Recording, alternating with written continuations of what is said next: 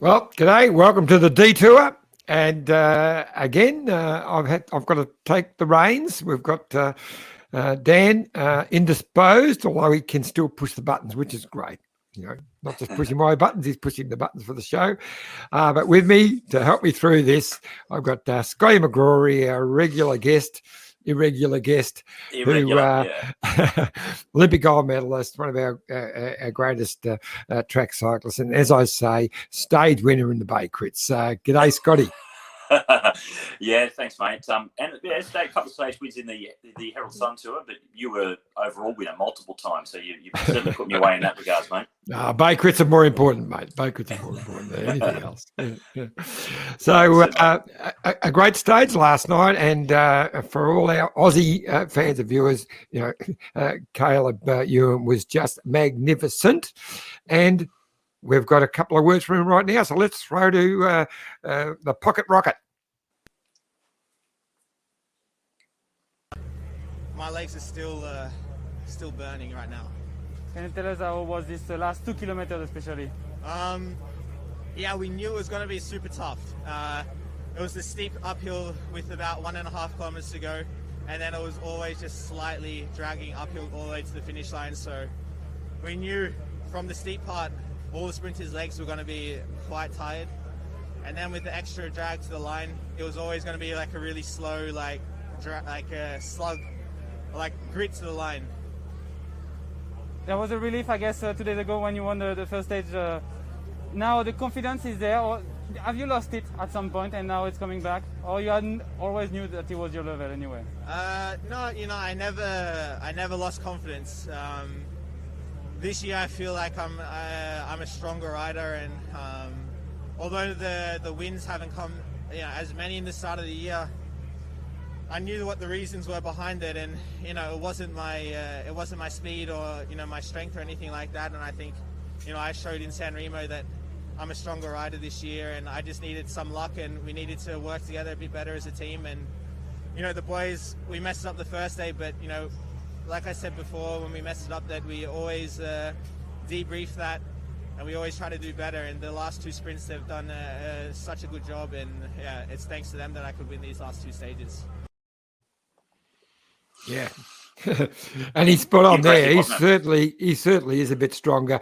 His ride in Milan San Remo was staggering, because not only was he able to stay there over the last couple of climbs, but he was at the front. I think he almost was too strong, because he went to the front when he probably should have stayed hidden, and he might have won that one. But he's in great form. And a couple of people were doubting him after the first couple of days of this race, but he certainly silenced all those critics. Well, I didn't. No, not that I didn't think he was going to win yesterday, but I thought maybe Nizzolo give him a chance, because he's been 11 times second. But yeah, for me, for doubting Caleb, he was incredible. Definitely, it wasn't even close, really, was it? Fernando Gaviria went really early for UAE, which is a bit too early. But considering what Caleb was saying about that finish there, it was really tricky. Maybe a long range attack like that could have worked, but no one was going to get past Caleb. He went to the front. He chased down Gaviria himself, then went over the top of him. And Tim Merlier was third wheel coming into that sprint. Looked as if he'd made a mistake. He was too far back and was hopeful to step out and try and bridge across to Caleb. But he had nothing. He did try and come off the wheel of Jimalai, but couldn't get past. So that was just the speed of Caleb that he was able to carry for those last couple 100 metres. It was truly an impressive sprint, wasn't it, Johnny? Yeah, very much so. And I was impressed with Gaviria. I thought he did exactly the right thing, because he's already worked out from the last 2 sprints that he can't match Caleb at the moment. So it was a smart move. But Caleb didn't wait for anyone else to bridge any gaps. He was prepared to go that far away too. And they're all behind him, and they couldn't even hold the wheel. So super, super impressed. It was. And a little note for someone that's obviously coming off that long suspension, and only now, into his first series of races, and it was Dylan Groenewegen was 7th in that really difficult sprint finish. So it wasn't like your typical it's all the same sprinter names at the top there, but it wasn't your standard flat run in, lead out, come off the wheels kind of sprint, was it? So for Dylan Groenewegen to still get up that pinch, still hold on to 7th in that finish shows that, he'll be back to his absolute best pretty soon. It might not be this Giro because I imagine he's going to keep getting more fatigued, hasn't got the racing in his legs. But hey, who knows? The next sprint stage he might pop up for him. And I see that Caleb's now into the points leaders jersey, which he'll keep for a few days, but because he's not going to stay till the finish, he won't be going for that. He hasn't bothered going for any of the intermediate sprints, but he's just in it because of winning 2 stages, I suppose. Yeah. Now, I had to catch up with Whitey a little bit earlier because he's got a 2.5-hour bus trip today, so he had to leave early. So we grabbed him and had words with Bike Exchange team director Matthew White about to start another big stage for the GC. Whitey, I'm without my right hand man Dan, who unlike your man who's been sick, who's as tough as nails, Cam Meyer, Dan gets a little bit crooked, and he's actually not crooked today. He's actually got family challenges. So, but anyway, mate, talking about that, how is Cam Meyer?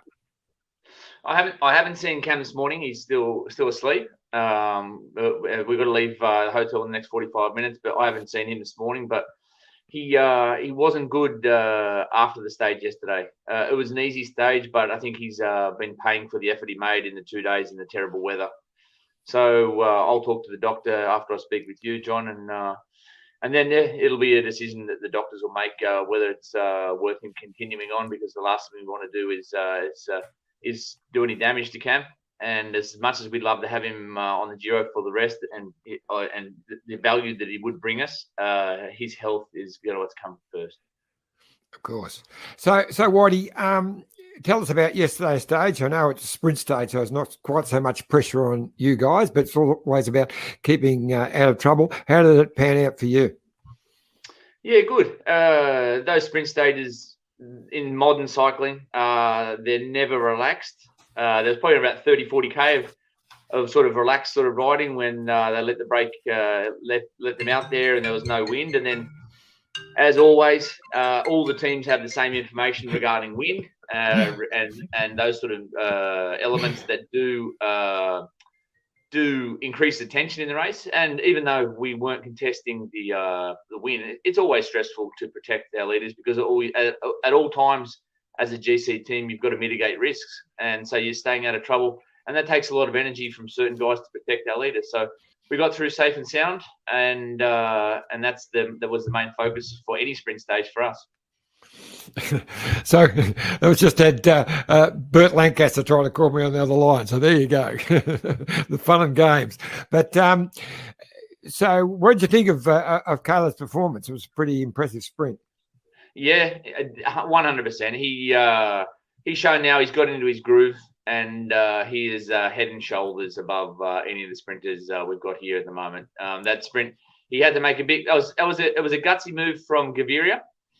Probably, when you're a world class sprinter making those sort of moves, for me, it's sort of someone who's maybe even doubting his condition, because it's an all or nothing move. It's an all or nothing move, and he went for it, and Caleb was onto it pretty quick. And he showed a real clean set of heels, better than the other sprinters there. And it was a good finish for Caleb. That uphill kick is good for him, but he read that final really well, and he took it upon his own shoulders to go after Gaviria, and he was just too good for the others.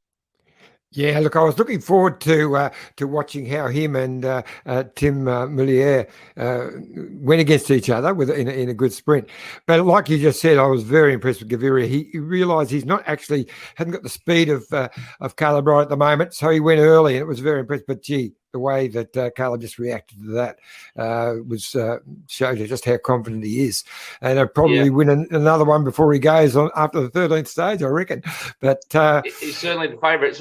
An interesting side note there is, I'm not sure if people picked up on the television, Tim Miller, let's say, had some stomach issues about 20K from the finish, and actually had to stop and hop off the bike and relieve himself, and then had two teammates come back and take him back through the group. So he had He obviously had some crook guts yesterday, so I don't actually know where Tim finished, where Miller finished in the end, but I do remember him coming through the convoy inside the last 20 kilometres, having stopped for to relieve his stomach. So not a good sign for him. Not a good sign for him if he have stomach issues. But look, regardless, Caleb's shown he's really got into his groove there now, and I think for the next few sprint stages, he's definitely going to be the man to beat.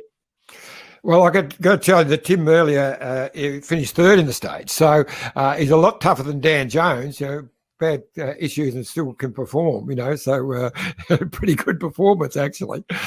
Now today we're back to another GC day, so this is our third day that you would say the GC boys will come out to play. Plenty of climbing in the middle, but the last one is not so long, but it still will. Let us see exactly where they all are. Oh, look, John, it'll go two ways there, mate. It'll go two ways. That profile, it looks tough. I drove this stage 3 weeks ago. The climb to the line, it's just enough. It's just enough to get rid of the pure sprinters, but I think there's a good chance there'll be a breakaway today.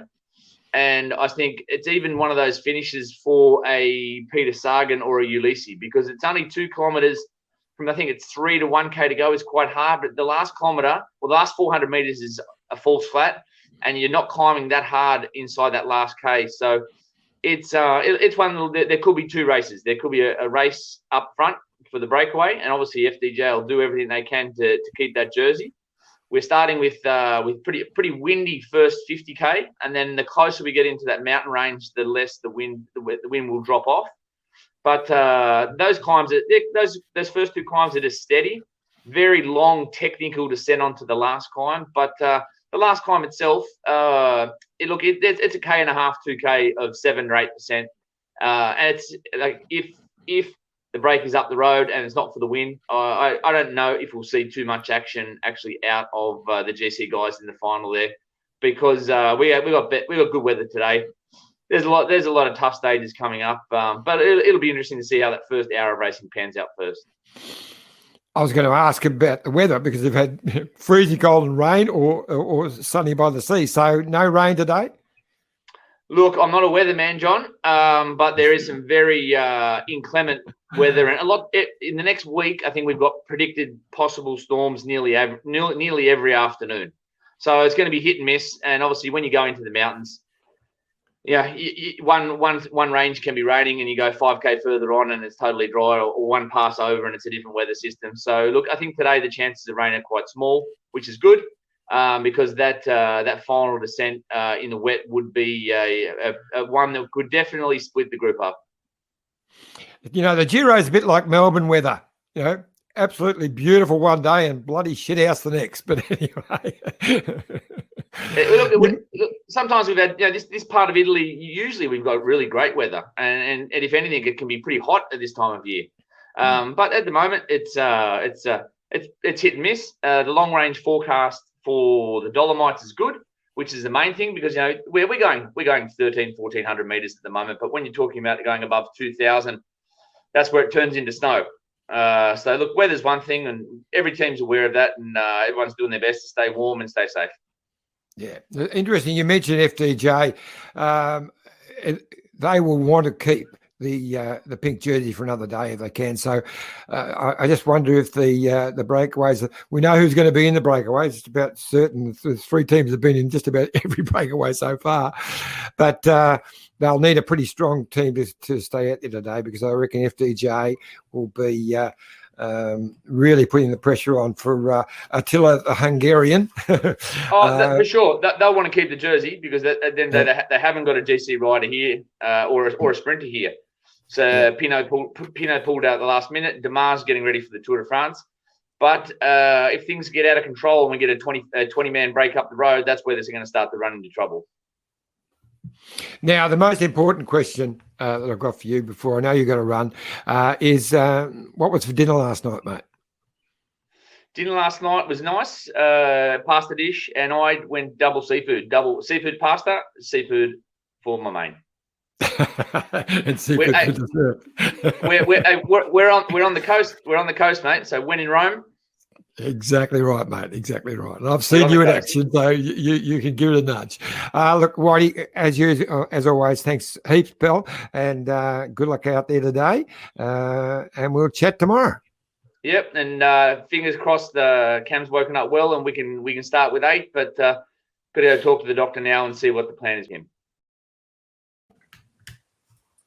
Well, there we go. And he just texted me just a couple of minutes ago to tell me that the Cam will be starting today. So obviously much tougher than Dan Jones. So that is impressive, because a couple of days ago, talking about they were considering not even putting him on the start line, and that was the flat stage. Was it 3 days ago? Yeah, which I guess. There was really challenging at the end. That was the crash that took out Landa right at the very end. But most of that stage was pretty cruisy. In the first couple of hours, actually, that was a bit of a godsend for Cam, perhaps, to get through that. Then it was, challenging day the next day. But to be able to just recover just that little bit each day to get to a point where he's still in the race is quite very impressive. They actually didn't think he'd be able to start the next morning because he ended up with a really bad fever all night. But he said right before the stage, he said, actually, I'm coming good, so I'll start. And he's managed to get himself through. So he's just, it's definitely a tough nut. We had, I was going to show a little video of our race leader, Attila. I call him Attila the Hungarian, but of course Attila Volta, because it was remember that rider at the World Championships in Yorkshire, who just in the wet just sort of lost it, the whole bike. That was him. It was a wonderful footage, yeah. But Dan can't show it because he reckons it's copyright issues or something. So whatever. But look, we're about to have our special guest, who I'm really looking forward to talking to. But before we go there, we'll throw to our wonderful partners, sponsors in Bike Exchange. Look at this bike. You think it's just a bike, right? But it's not.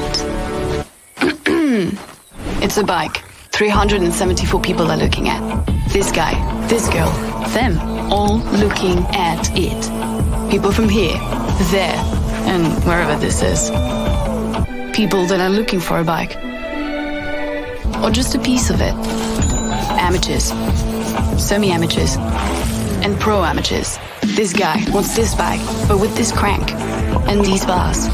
This could be the perfect match. But not this one. This girl has a bike to sell, and thousands of people might purchase it. Eyes on Bikes help grow small businesses. His, hers, yours, and the latest data and insights help those businesses keep moving. We are the world's #1 bike marketplace, with over 500,000 products and 900 brands, where buyers and sellers are brought together in a place where a bike is never just a bike. Bike Exchange, where the world buys, sells, learns, and rides.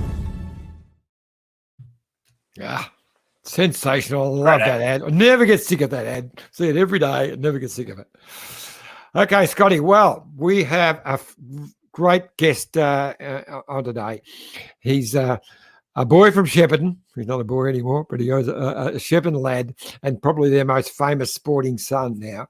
He world champion and Olympic gold medalist like yourself on the track. There he is in the green and gold. Brett Lancaster, a superstar and a professional road career from 2003 with Panaria, 2003, 2005, Milram, 2006, 2008, Cervelo. There he is, sharing the stage in the pink. 2009, 2010, Garmin, Cervelo, 2011, and Green Edge right from the beginning, 2012 to 2015. And then, of course, he left cycling, become a director of sport with Sky, which has moved into Ineos, which he's still doing now. So let's bring him on.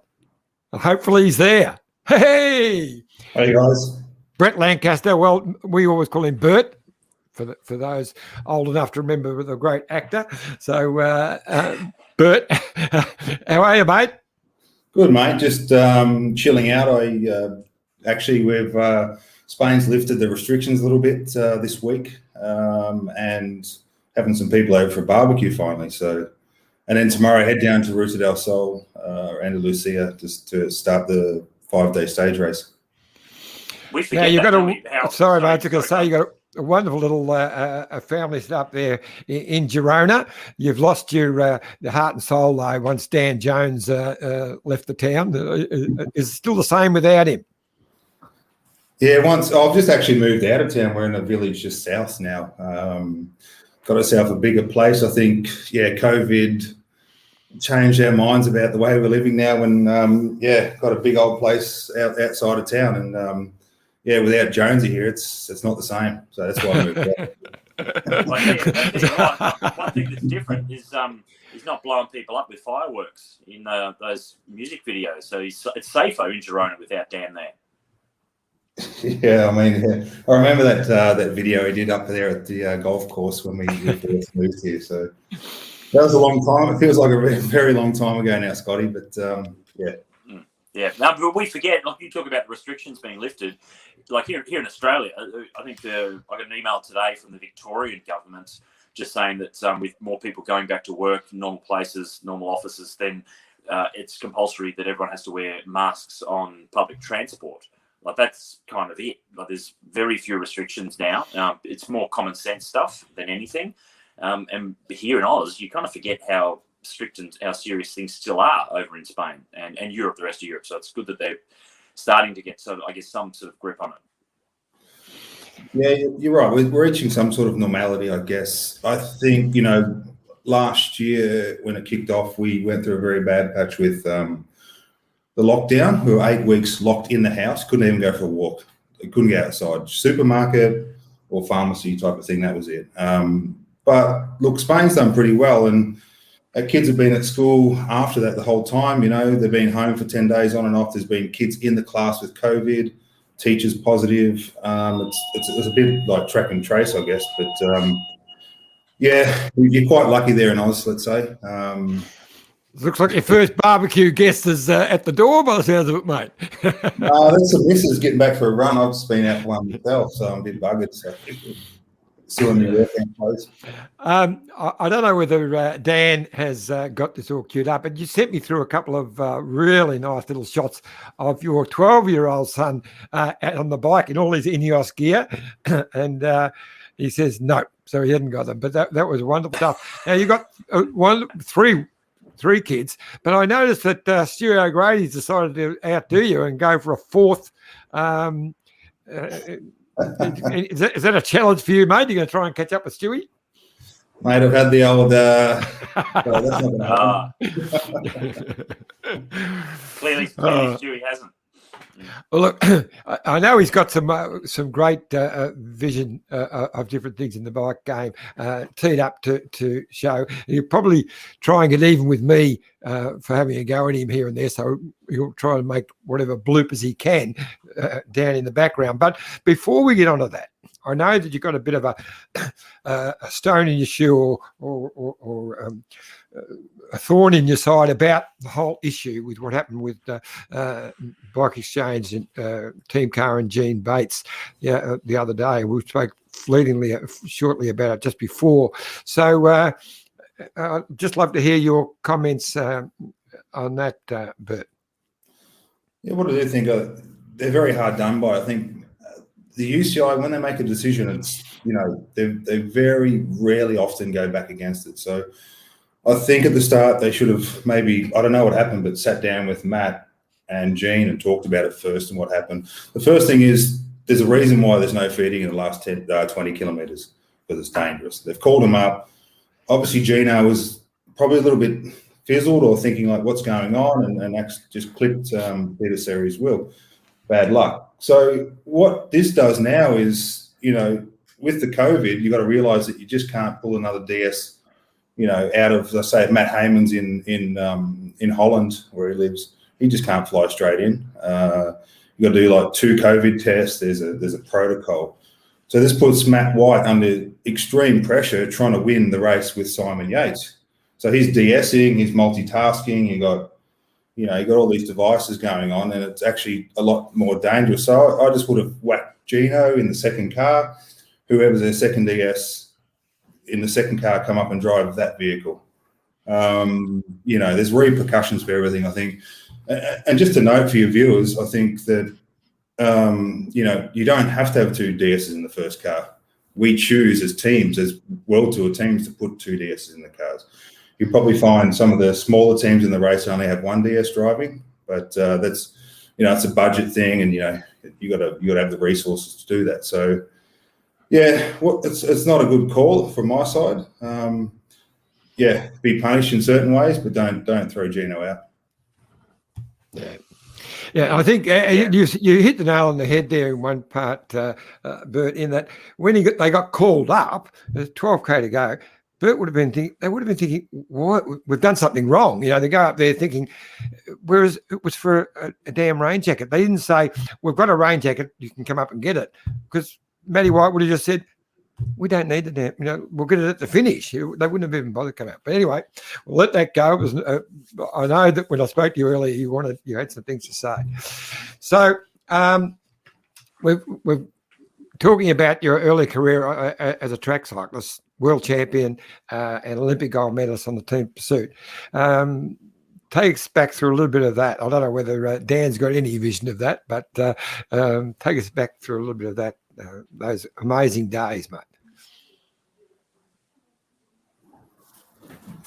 Sorry, that just cut out. Was that? All right, Burt. Yeah, no, I was just saying, back where world champion, Olympic gold medalist on the track. Take us back to those days. Yeah, I think actually Scooter's on the. We've got this monthly call we're doing now with Graham Brown's organised it, and it's all the old track cyclists basically, and then a couple of road cyclists on there, just talking about the good old days, and it's very nice to reminisce and talk about things. I think, obviously started off there with good old Charlie Walsh and Scotty. You'd be the first to say you know him pretty well, but yeah, they were different days. And then I was in that program for a few years, and fortunately enough, Ian McKenzie took over, and we started winning world championships, and then on to winning gold medals at Olympics. And then obviously myself, I had a road career and tried to balance that out with, track and road together. Didn't work out too well in Beijing, but that's when I finally hang up the track wheels. Hey, Brett, just go back to say Athens 2004. Winning the Olympics is obviously it's a fantastic thing, but what's it like? And with all the experience you've had, working with Team Sky and now into Ineos, and your own road career as well, and winning things like the Prologue and the Giro d'Italia, what's it like to be a part of a team though in a victory like that, something as significant as an Olympic Games? Yeah, Scott, I still to this day, I've had some pretty big achievements on the road, and obviously, being a lead-out man for the likes of Pushoff and Pataki, there's some really amazing moments in my career, and you get a lot from that. But there's nothing like Olympic gold medal, full stop. That was, the pinnacle of my career. Yeah, Geraint Thomas, in an interview when he was, the year he won the Tour de France, coming into the final time trial, and this is where it was all, coming down to this time trial, do or die, had to ride well. He's a good time trialer anyway, so he should have been reasonably confident. And the journalist asked him, if he was, how nervous was he, knowing that this could be, the winning moment of the Tour de France for him. He said, this is nothing. Try lining up in the final of the Olympic Games in the team pursuit, you're racing for gold on your home track in London. He said, that is nerve-wracking. He said, so the Tour de France time trial, final time trial, that is nothing. Don't worry about it. If it happens, it happens. But yeah, the team pursuit lining up in London, he said that was far more nerve-wracking, so much more pressure on his shoulders. They also have spoken about that in the past, those guys, about just how much they love being a part of that team environment with a real goal, working well together, hard for so many months, years to come away with the win. And yeah, it's great that I can see that with you and the boys, with Brownie and Brad and Luke Roberts. It's a great camaraderie. I remember after one Giro that I happened to be on, my whole family joined me right near the end, and we were staying in a little up in the hills, just up the back of your hometown, and you come and we had the best party. You came up with the family and Brownie and that, and we had the sing along. And I realised you're a superstar at karaoke that night. You remember that, mate? Not really. It was probably one of our big but I remember the flamenco dance you organised. That was pretty fantastic, mate. That's the night. The flamingo dance. But we ended up doing karaoke as well that night. You took hold of over the microphone, I remember. Oh, geez. Must have, I can't remember that one. Maybe it was me. Maybe it was me. My wife's much better at that than me, mate. No, I couldn't get you. I couldn't get you onto the microphone. You were there, but I think I took it over. But it was an amazing night. Flamingo dances and whatever after an amazing Giro. But you were leading out some of the great sprinters, like as we mentioned, Pataki, who was the sprinter of top sprinter for 4 or 5 years. Of course, Hushov and Brownie. You spent a whole season leading Brownie out. Who was the hardest one to look after? Brownie. You didn't even have to think about that. No, look, I think, those Panari days was sort of the start of my real career on the road. Got to do San Remo and rode many Giros, all the Giros with them. And, we had a lot of good times. I think the best times, in Malaysia, we cleaned up there and we won a lot of races together. Yeah, we had a good combination. It was like a love-hate thing, me and Brownie. If you know him, if he's watching this, he'd probably laugh at it as well. But we had our good times and bad times together. Still mates to this day. But he was great. But look, I think I was fortunate enough to work for Hushov and win the green jersey leading tour out that year. And that guy's looked after me like you wouldn't believe. In a lot of ways, great guy, and Pataki as well. I think one year we won 6-7 stages in the Giro with him. Good guy, a very quiet guy, but I think he was different, very timid for a sprinter, I thought, but massive talent. You're not seeing guys hit out at 300 meters to go these days and hold on for the win.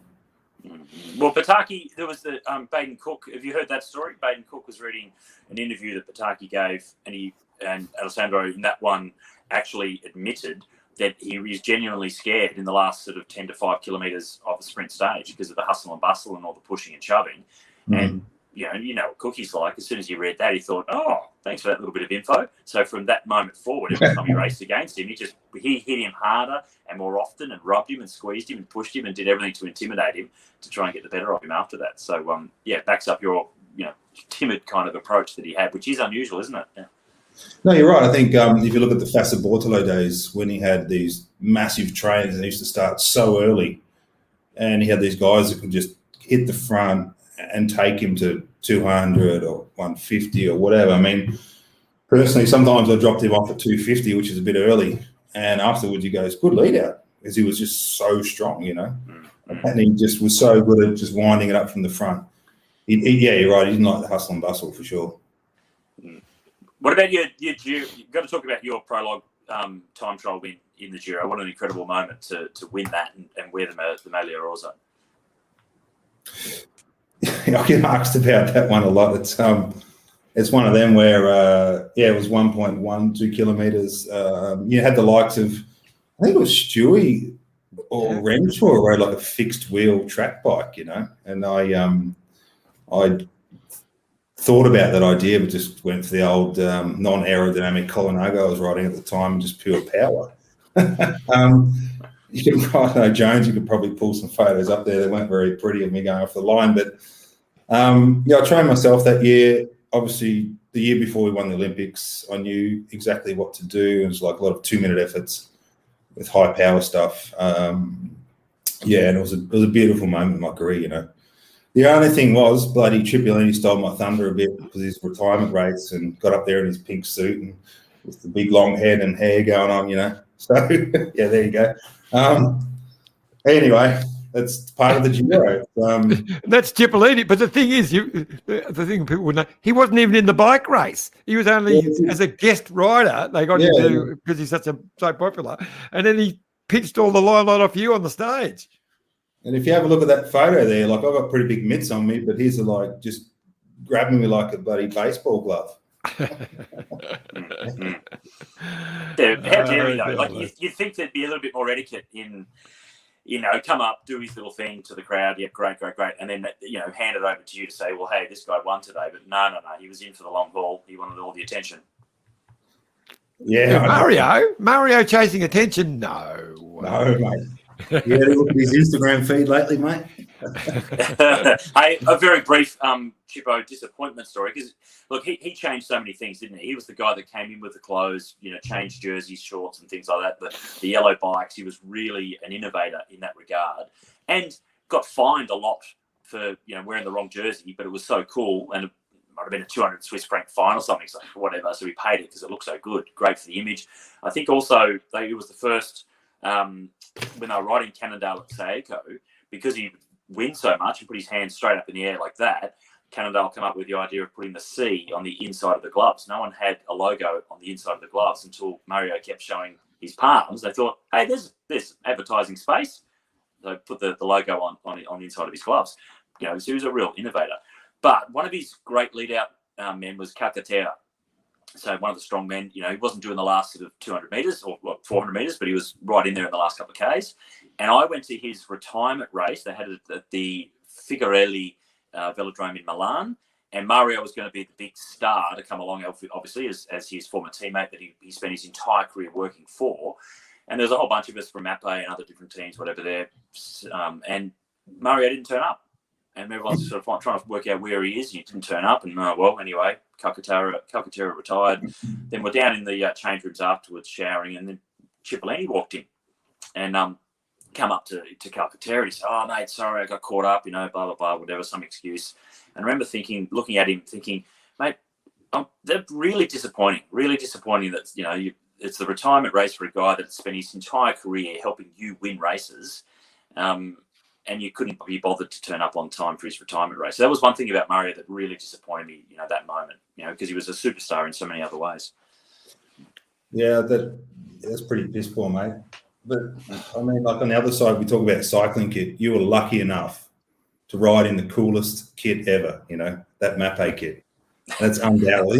That era, like you said about the gloves, that was like marketing. That the cycling changed in those years. And, look at cycling kit these days. It's pretty cool stuff, but it's all aero and everything. But that era there was that was something else, wasn't it?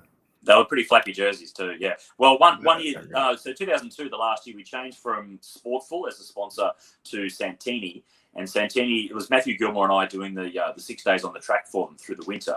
So we were the first ones to actually go to an event with all the new kit, and that meant the multicolored gloves, arm warmers, jerseys, shorts, and they also had the full multicolored leg warmers and shoe covers. So those multicolored bricks, we were top to bottom. The only thing we didn't have was shoes with a big curl at the end of them with a bell on it, like a court gesture, because that's what we looked like. And then the older guys from the road guys, they went to their first training camp and they just said, no, there's too much colour here, guys.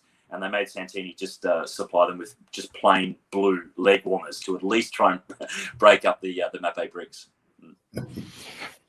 Now, Burt, tell me the story about back in the Pataki days. You took our training, so I'm going to call in and see somebody, and it turned out to be quite a famous opera singer. So tell me that story, mate. Yeah, it was the year that. It was after the Giro, I think, and Pataki won quite a few stages. And I was living in Monsemano and about a 30, 40K drive down to where it was at Porta di Mame. So, went down for sort of a training ride. And then he said, you like opera, don't you? Like, I've listened to some different genres and music. But I said, yeah. So I pulled into this mansion on the front row in Porta di Mame. If anyone knows this part of Italy, it's like one of the most expensive pieces of, real estate in Italy. And opened the door and it's Andrea Bocelli. Good mates with Pataki. and he's jumped on a tandem bike with Pataki, and we've just gone for a ride, as you do. Who was on the front of the tandem?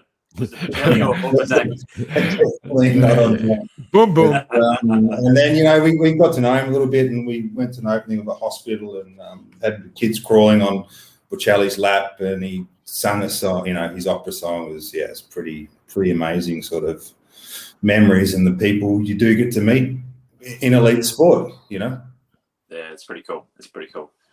Hey, we were talking about the track before. What do you make? Like, you're in a team that's famous for innovation and the term marginal gains and all that kind of stuff. But this last couple of seasons, it's been extraordinary with guys that have come from other disciplines within cycling. So not so much track, but from cyclocross, and just transitioned at such young ages, which has been extraordinary. It used to be that you have to spend a couple of years building the strength and the endurance to be able to do these grand tours.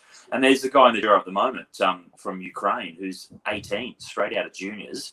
And then you look at Pidcock and, Matthew Van Der Poel, Pogacar, these guys at such young ages have just jumped straight in, and Evenepoel's another one, and just able to go 250, 260 Ks and win stuff. So, is that part of technology, training, sports science? What's been the big shift that's allowed that?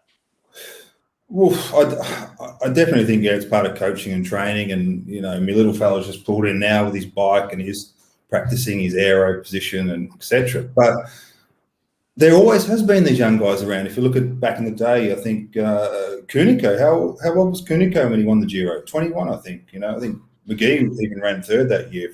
I'm probably wrong there, but Tom Boonen, when he was up there podium in Roubaix was 22 years old. So they always have been around. But you're right, with grand tours, young guys riding them now, I think the mentality has changed. But the longevity of a rider, I don't know how long if they're going to be riding when they're 35, if they're winning grand tours at 21. Yeah, well, it's like with Peter Sagan. He's been so dominant for a long time, and then now we look at him like, well, he's he might win, he might not. He's just not what he used to be. But he's still only 30 or 31. He's not old, like by normal cycling terms. That's not an old rider at all. If you look at, we went through it with one of our coaches the other day, and if you look at Peter Sagan's results, he's one of the best riders on paper still out there. Unbelievable. If I just change, back to Pidcock and Van Der Poel, if you watched just yesterday the short course mountain bike and what this guy's doing it's amazing. And last weekend, if you're into Scott, you're into mountain biking a bit. He started in position 100 on the 11th row and was leading the race at one stage. Like, I can't even fathom how amazing that is. And he just, running a drum in Amstel Gold and Brabanson Pill winning that, not long ago. He's a huge talent, that kid. Exciting to have him on your team. Yeah, that was so Nova Mesto Mountain Bike World Cup. Matthew Van Der Poel was first, and that was the cross-country short course, or the cross-country criterion they call it. So the actual cross-country Olympic distance is on Sunday. But he was second, Van Der Poel first, and the current world mountain bike champion was third, and then Ineos Schurter was fifth or seventh or something like that. These guys just popping back straight onto the road and carving them up in the mountain bike. It is amazing, isn't it, to see how they can just do that. And to have him on your team, like what can you expect from someone like Tom Pidcock? Is it classics? Is it grand tours? What can he be? I don't know. It could be anything, Scott. Just so professional. Obviously does good numbers, amazing talent, and he's so smart as well with the way he rides and to have those skills. There's only him and Van Der Poel that are covering the three disciplines at the moment. The only thing not doing is the track, but who knows what they could do there as well. We saw him in the Baby Giro last year, it was, and he's obviously can climb as well. So I think he should stick to what he's doing at the moment, switching it up and concentrate on maybe the Ardennes. He could definitely win all those races, and then there's always time to switch over to winning Grand Tours. Yeah, look, I think it's making a lot of riders look at how they prepare for the season. I think you'll get more and more jumping into cyclocross as we move on. Yeah, good point, John. Look at Heinrich Hausler. He's gone and ridden some cyclocross races on his own expense and supported himself there throughout the winter, and he was quite good, in his classic campaign. Yeah. Coming back. So I thought we'll move on to a little bit on your current role as a DS, but I just thought just talk that last part before we get. I know that there's a video lined up of you in that 2005 in that pink jersey. So if you want to flick that on, Dan, that'd be great to see. I rode my first Giro when I was 23 years old for a Italian team, a smaller Italian team. I did the first 4 years with my career with them. That team had been running for probably 20 odd years, and the history behind it, and to feel the warmth of an Italian team, what the Giro meant to me, and I lived in Italy for quite a big chunk of my life. So that was 2003. I broke through and won a pink jersey in the really short prologue down in Reggio Calabria, 2005, and that was one of the biggest highlights in my career. It was only a short stage, but the passion and everything in the team hotel when I got back, and like I said, this team had been running for 25 years, and they'd never had a pink jersey in their team, and I was the first to do it for them, an Aussie guy, young Aussie guy in their Italian team, and those memories I'll never forget, and I still see the managers to this day, and their smile on their face when I see them at the Giro. They still thank me for that.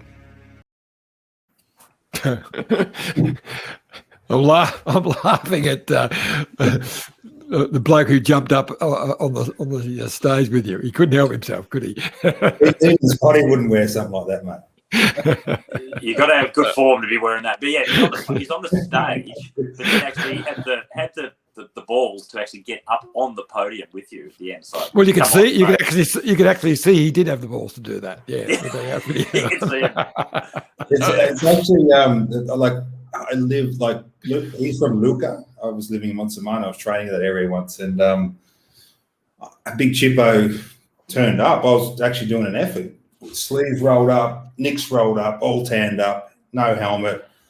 And he's like, Charles Brett. I'm like, hey, man, how you doing? Like, all in Italian, of course. He goes, let's go get a coffee. I'm like, okay. Pulled in some bar and knew the woman behind the bar, and how you doing, sweetheart, etc., etc. So that was quite some story, but I was impressed he actually remembered me. Now we saw in that little video that was just showed then you in the Orica Green Edge colours. You were one of the original guys in the team. Just take us through a little bit of what it was like to actually. You've been pro for a long time, to be able to actually join an Australian team in the World Tour. Yeah, I think from my knowledge, I was one of the first riders to sign on for Green Edge back then. I'd been in Garmin that year. I was quite unhappy.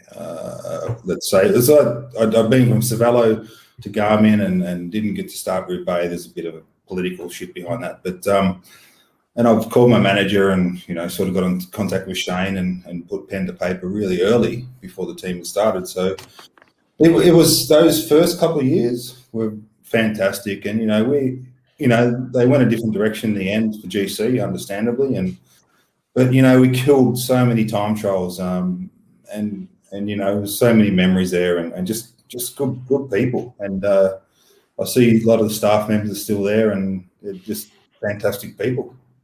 Yeah. So I was talking to Giro last week, and he's had an amazing career, but he still reckons, of course he would think this, I suppose, but because of the yellow jersey, but he reckons that first week of the 2013 Tour de France was the greatest week in his life, really. And it was something special. So, and you were a part of that, to win that team time trial and the first yellow jersey for an Australian team. What are your memories of that one, mate? think, we started in Corsica, didn't we? And we stayed in this beautiful location. We had good team spirit. Some dodgy roads out there. The bus incident, as we all know about, with Capri happened. Part of the whole show. I think the amount of media Jerry got out of that was huge.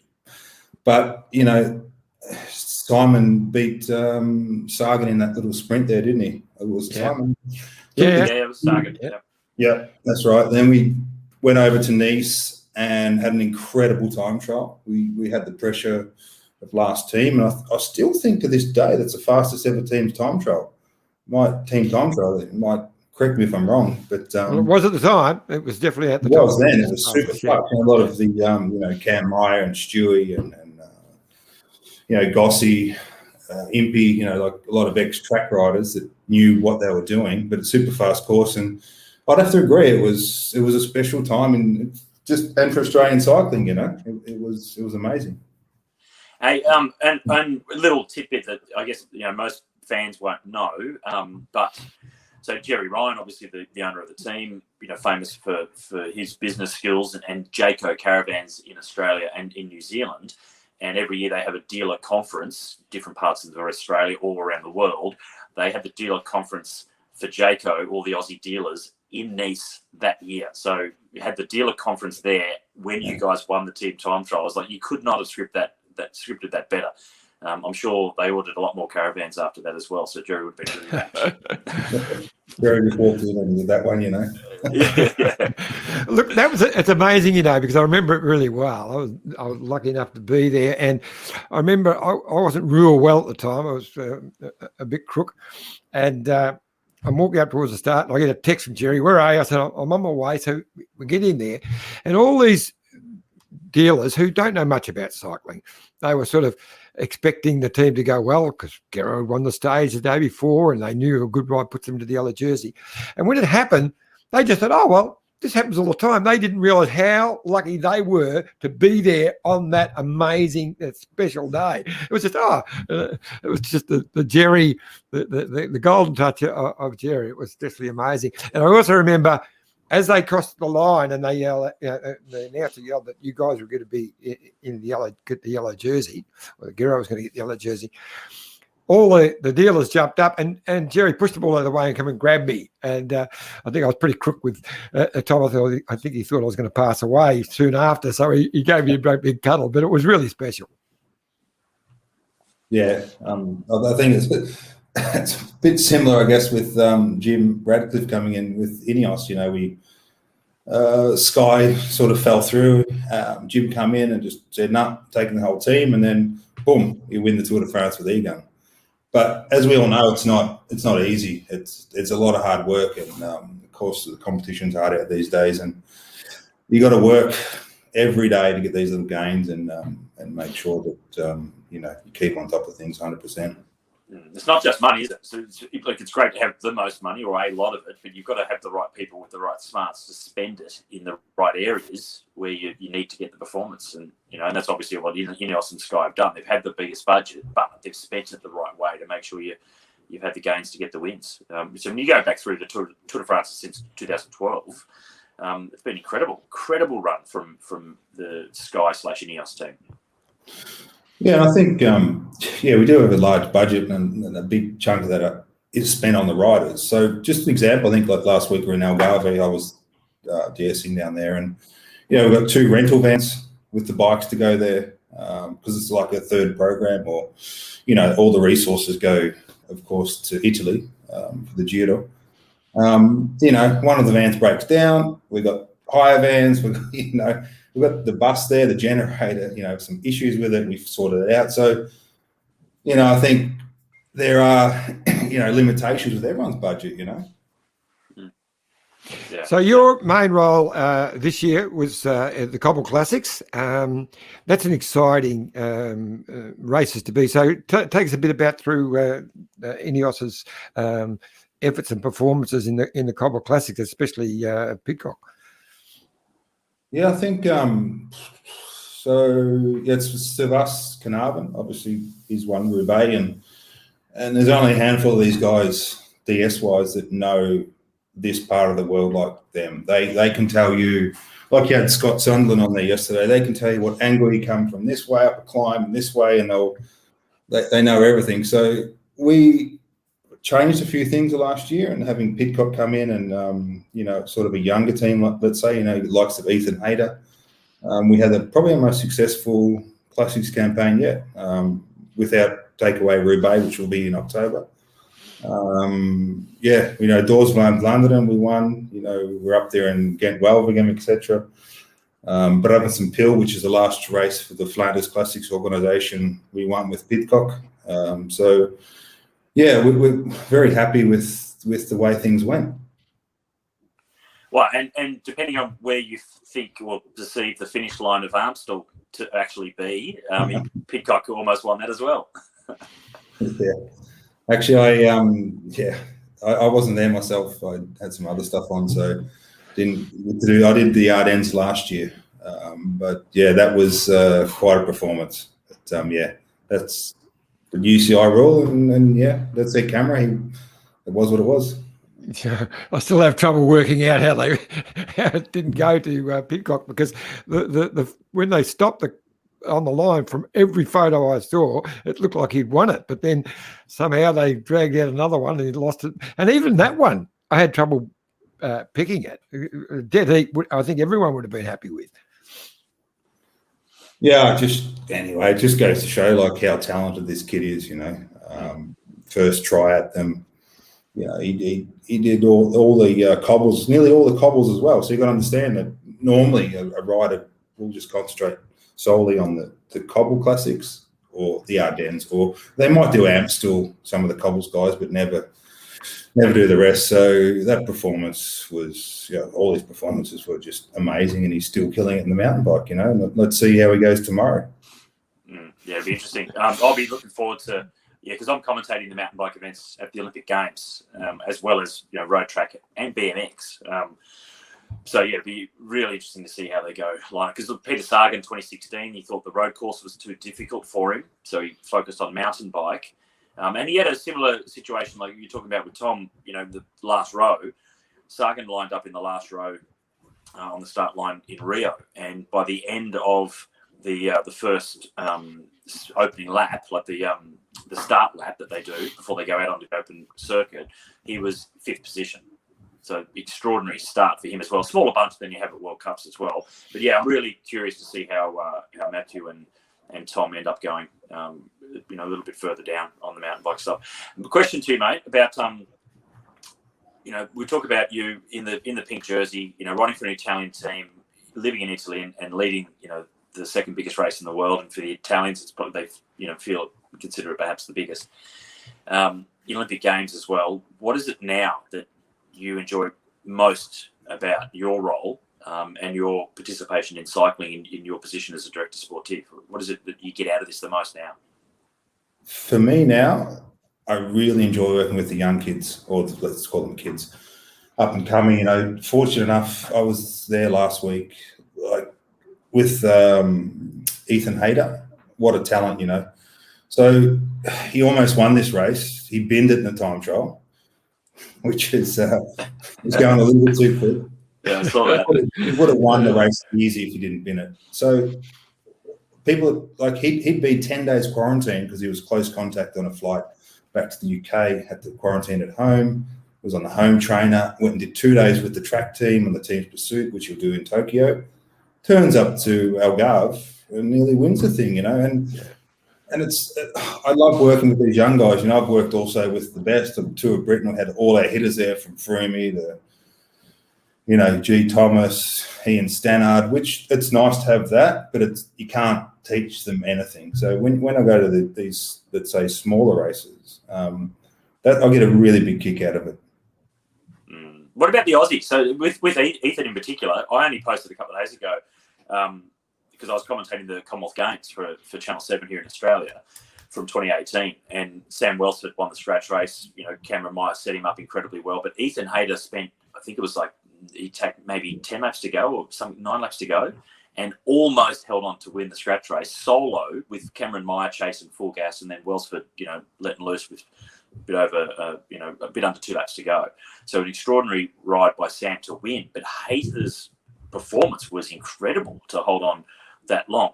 What about from this next generation of Aussies? Have you got your eye on, this next group of guys like Welsford, Kel O'Brien, Luke Plapp? Obviously was working very closely with Richie Port at Tour Down Under. What do you see from the Aussies that are coming through? Yeah, there is look, I can't comment on who's going to be coming on board, but we have a really talented young Aussie. I was subtle though. Wasn't I subtle? Like I made that like a bit of a generalisation.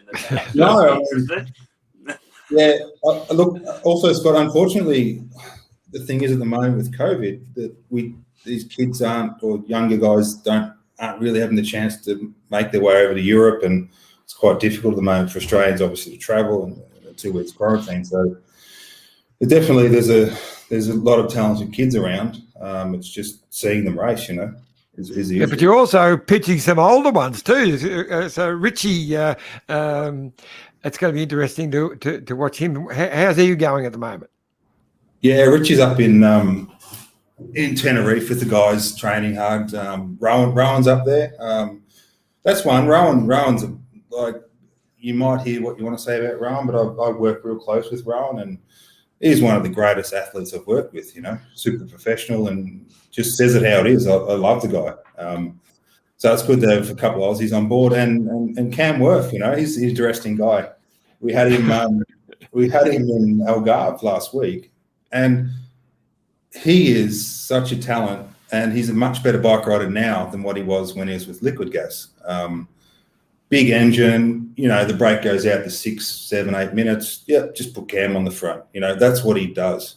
We had him in some of the classics. I used him in, I had him in the Ardennes last year, sit on the front for 180K, and he's still there. Like he won't get to the finish, but just a massive engine and a pleasure to have around. Cam can talk all day, but he's not negative. He's just a fantastic guy to have around. Yeah, he's a great story, isn't he? Because he's not winning these races, he doesn't get the recognition of, obviously Richie for the Tour de France and these other riders. But he's a fantastic story, coming from rowing to professional cycling to triathlon, and now not just back to pro cycling, but back to Ineos, or to Ineos. That's an incredible story that I think has been undertold. Yeah, I think you could probably do a segment on that alone. He'd be good to have on this. We'll go for a 2 hour. We got to the We'll go for 3 hours, but yeah, look, Cam, also has his own sponsors in Pinarello and Castelli through the triathlon, and he's going to be participating in his first Ironman in a long time down here in the Costa Brava, which is close by. So I'm going to actually go down and give him a little bit of support. I don't know nothing about triathlon, but just show up and he works hard, mate. He's an animal, an absolute animal. Now we did have a question pop up. There we are from back home, mate. Hi, Brett from Wendy May Abbott. We'd love to have you come back and visit us at the Shep Cycling Club. I'd love to as well, but I'm not a fan of sitting in a hotel room for 2 weeks with the Australian in quarantine. And Wombat Breath says that thanks for the show, guys. Much appreciated. Great memories of Burt's prologue, Burt and Thor's teamwork, and those magic green edge TTTs. So there you go. Samantha, if Cam is struggling, wouldn't it be best for him to pull out Olympics around the corner? Well, I talk about Cameron. Yeah, I know, but he'll be. You got to ride yourself through this, so he'll be. I'm sure he'll be a lot better today. But before we let you go, I did promise before we started the show. I promised Dan that we'd make it short, sharp, and keep it down to about 45 minutes. We've gone past the hour, but I've got a couple of quick ones for you, Bert, before you nick off, because it's fantastic to have you on board, mate. I've really loved it. But that sounds like our Ineos conference calls. I'm used to it. Back to the Giro here. Bernal, how impressive have you been with him so far this week? Yeah, obviously, it's open knowledge that he has a back issue, and that's been playing up. He seems to be on top of it. Yeah, we saw the team go pretty deep a couple of days ago to try and open things up, maybe test the opposition to see where they're at. He looks the strongest bike rider in the race at the moment. But as we know, the Giro's, 3-week-long race, and the last week is where it's always won in my eyes. So let's see what happens today. It's not too crazy. Long climbs, but nothing too steep. Tomorrow's pretty tough. Just hope it doesn't rain down that part of the world, as we know, where Michael Matthews won the stage up to Monte Cristo when I broke my hand there. Me and Swaino went down in 2004, back to the Green Edge days. But, we'll see how he goes, mate. He's looking good. Yeah. Hey, explain a bit about that, because we talk about if it rains down south, because this is the southernmost stage of the Giro, so they're basically going, I think it's east or west at the very bottom, or close to the bottom, and then from tomorrow on, it's coming back up north again. But what's it like, and explain why it's so much more dangerous down south if it hasn't rained for a while and then rains for a bike race? Look, I don't want to put my foot in it too much, but I think what you have down there is, it's not like the north of Italy. There's a bit more poverty, and I'll call it poverty, but the cars are pretty old and dumping a lot of oil. That goes on the road. It rains and it brings it up through the surface, and it's just like an ice skating ring. That's the way I see it, and not really maintain the roads the same down there. So it is treacherous. I remember years ago when Nick Gates was riding with Lotto, we're sliding in our asses at 60k an hour, sort of second time in one day with a big group. But it is very dangerous, and sometimes there's just nothing you can do about it. Luckily, we're not going down there. We're not going down there, so we don't have to really dissect it too much. But my last thing for you, mate, is to talk about the Tour de France coming up. We've got obviously Bernal. If he wins this, he won't be going into the Tour de France. But it seems that the G is set to be the man. But is that how you see it panning out? I think we'll go into the race with a few leaders. I think a few options. Richie's moving well, and Carapaz is obviously when he's climbing well, he's one of the best in the world. But back to G, he's doing everything right. He looks good. He's in good nick. There's a couple of time trials that you need to perform in, like really need to perform in. And obviously the two Slovenians are very good time trialers, so we're up against some stiff competition. It's how you race it, isn't it?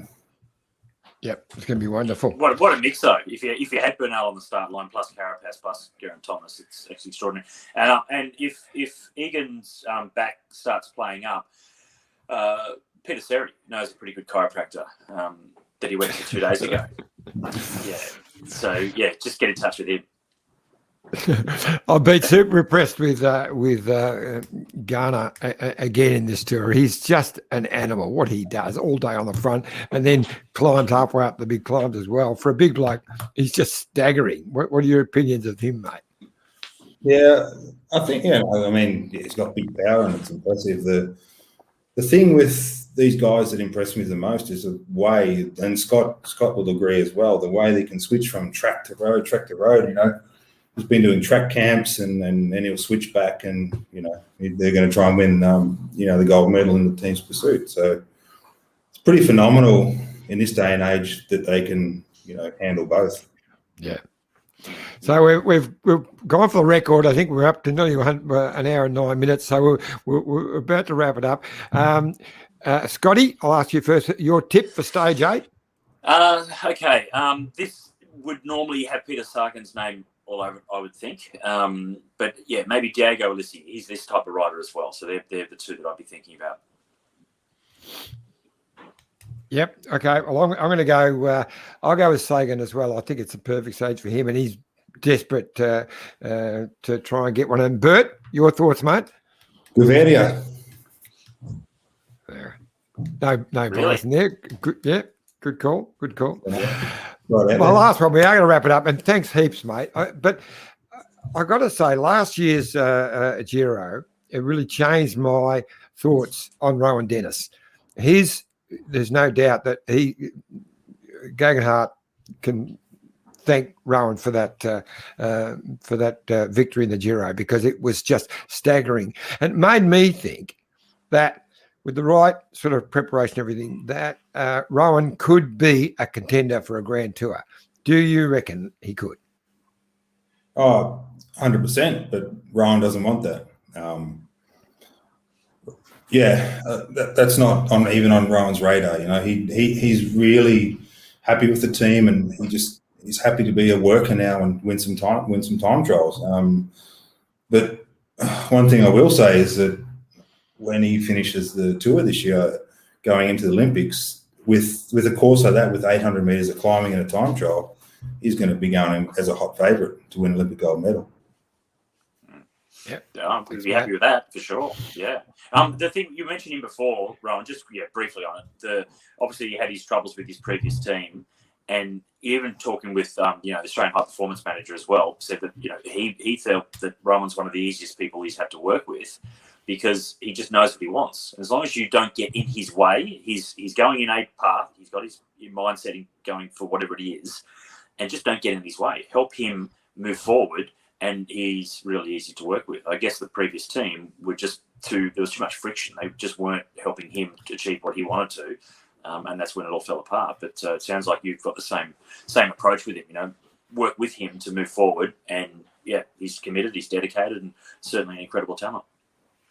Yeah, it's just mismanagement, isn't it? I mean, to be honest, we've got a few other riders that are a lot harder. Well, Rowan's not. Rowan's easy. There's riders that are hard to deal with, So, I mean, he's happy here, and I actually, socially have a bit to do with Rowan now, and he's comes from a great family, and Mel's doing well with the new little girl they've just had, and I think life's good for them. All right. Well, look, thanks, guys. It's been, set the record, hour 12, without doubt. But that was so easy to do, Burt, to have you on board, and really appreciate your input, mate. I look forward to catching up in the flesh. Hopefully this summer we can get you out. Thanks, Scotty. Thanks again. And for all our fans and viewers, don't forget, jump online, youtube.com, the Detour Podcast, register, and so we can see those numbers. But thanks again to Bike Exchange and to all our great partners out there, and Jerry for the support of cycling. And we'll see you tomorrow night. And hopefully Dan will be back. Cheers, mate.